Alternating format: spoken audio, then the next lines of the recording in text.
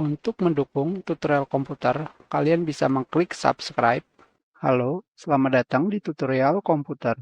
Tutorial kali ini mengenai cara memperbaiki all settings were reset to default value setiap kali komputer kalian dihidupkan.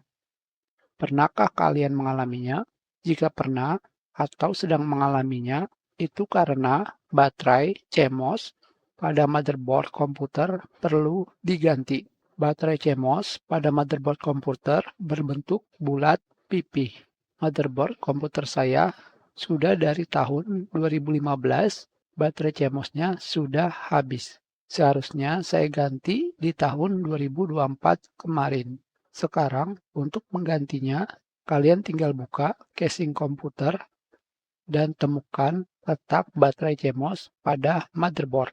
Jika lokasinya sudah ketemu, cara membuka baterai CMOS dari motherboard adalah kalian gunakan obeng minus untuk mendorong penyangga baterai ke arah bawah. Ketika kalian mendorong penyangga baterai, nanti akan membuat baterai terangkat sedikit ke atas. Tinggal kalian congkel dengan obeng minus dan kalian masukkan baterai CMOS baru.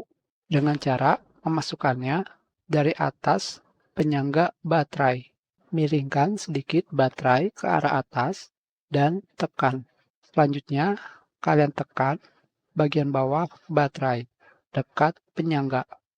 Secara otomatis, baterai akan terkunci.